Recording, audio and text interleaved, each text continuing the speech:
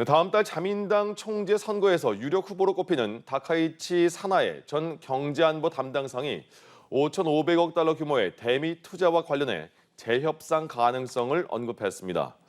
다카이치 전 담당상은 28일 후지TV 토론 프로그램에서 운영 과정에서 만일 국익을 해치는 불평등한 부분이 나오면 확실히 이야기해야 한다면서 재협상 가능성도 있다고 말했습니다.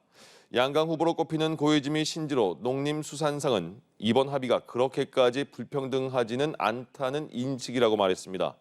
야스쿠니 신사 참배와 관련해서는 다카이치는 어디에서라도 손을 모으고 싶다며 애매하게 답했고 고이즈미는 적절히 판단할 거라고 말했습니다. 일본에서 자민당 총재 선거를 앞두고 주말 동안 후보들의 TV 토론이 열렸는데요. 이 당선이 유력한 걸로 알려진 다카이치 후보가 미일 무역 협정에 대해서 재협상 가능성을 좀 제기를 했습니다. 근데 지금 일본은 무역 협상에 서명을 한 상황이잖아요. 맞습니다. 이게 좀 현실성이 있는 건가요? 약간 이건 어쩌면 표를 의식한 발언이 아닐까라는 생각이 들기도 하는데 트럼프 대통령이 받아주겠어요, 이거. 맞습니다. 맞습니다. 사인을 다 했기 때문에 이걸 뒤집는 게 사실상 좀 현실적으로 어려운 상황인데요.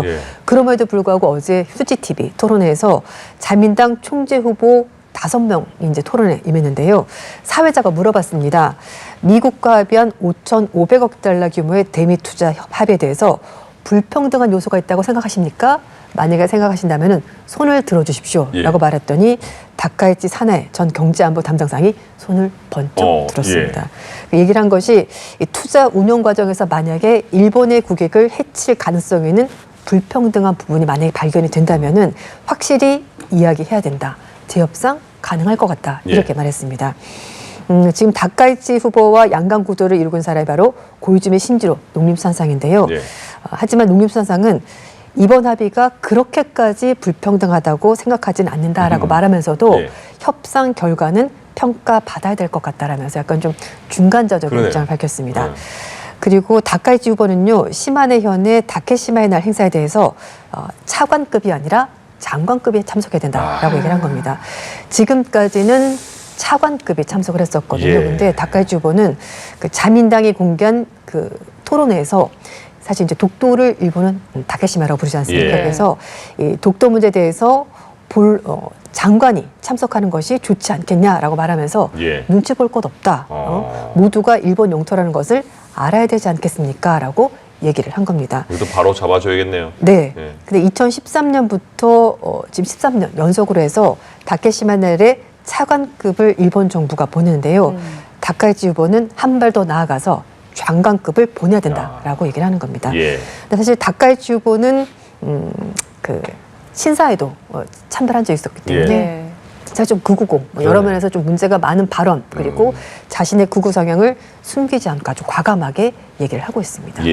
지금 이 지지율 조사에서 다카이치 후보 말고도 좀 높은 지지율을 보고 있는 후보가 이른바 뭐 펑클색자로 유명한 고이즈미 후보인데 이게 과반 투표자가 나오지 않으면 결선 투표를 치를 수도 있다고요? 네, 맞습니다. 고이즈미 전 총리 아들입니다. 고이즈미 신지로 농림수산상이 지금 다카이치 후보와 사실 막상막하 30% 초반, 20% 후반 이렇게 두 사람이 왔다 갔다 하고 있는데요. 다카이치 후보는 일본 최초의 여성 총리 누리고 있고요. 그리고 고이즈미 신지로는 펀쿨색을 내세워서 최연소 총리를 노리고 있습니다. 지금 그 총재로 당선이 되려면요, 국회의원이 295명 그리고 당원이 295표 해서 총 합쳐서 590표인데 이 중에서 과반을 차지하면은 총재가 되는 건데요.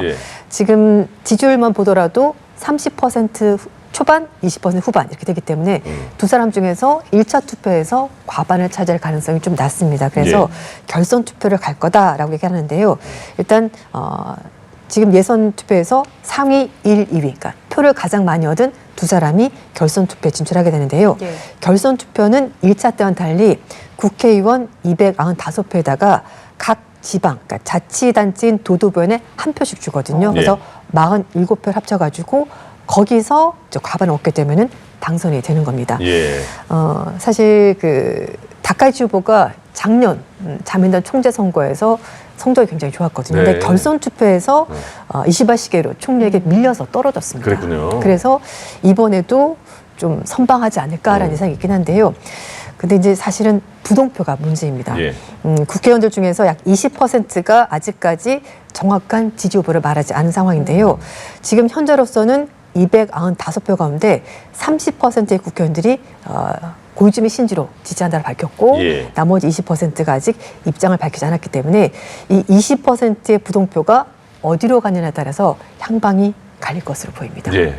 누가 되냐에 따라서 또 한일 관계도 또 네. 어떻게 변화가 될지도 궁금해지고요.